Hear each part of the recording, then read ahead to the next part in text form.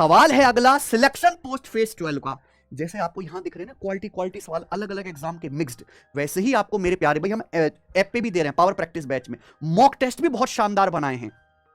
संदीप अपनी सालाना इनकम का 32% खाने पे खर्च करता है, शेष इनकम का 25% रिमेनिंग का 20% है, ये 20% खर्च करता है वो अपनी ट्रेवलिंग पे,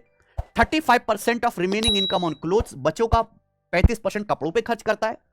फिर भी हर साल 70,720 रुपए वो बचा लेता है। तो पूछा है संदीप की इनकम क्या है। देखो जब रिमेनिंग शब्द आता है तो सक्सेसिव का सवाल है मेरे भाई,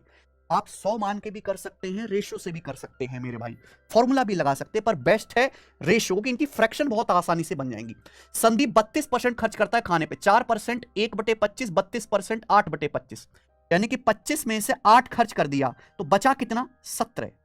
ये बचा भैया 25 में से 8 घटे। फिर रिमेनिंग का 20% होता है 1/5, 1/5 खर्च कर दिया, यानी कि 5 में से 1 खर्च कर दिया तो बचा कितना 4,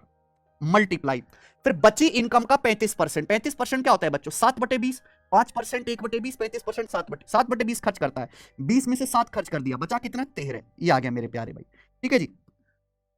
कट रहा है तो काट लीजिए 4 से भैया, यहां पे 20 कट रहा है आपका 5 बार, तो 25 गुणा 25 हो गया 625, और ऊपर क्या हो गया बच्चों, ऊपर हो गया 17 गुणा 13, 17 गुणा 13 यानी कि 221। ये क्या आ गया बच्चों, ये हमेशा इनिशियल वैल्यू से फाइनल वैल्यू का रेशियो है, यानी कि संदीप की अगर सालाना इनकम 625 है, अगर इनकम 625 है, इस हिसाब से पैसा अगर संदीप खर्च करेगा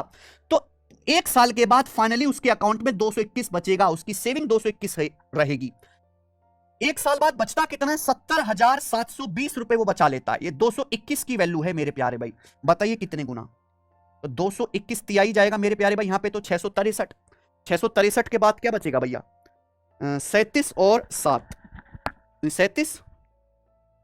और 7 हो जाएगा मेरे प्यारे भाई, ये हो जाएगा आपका 44,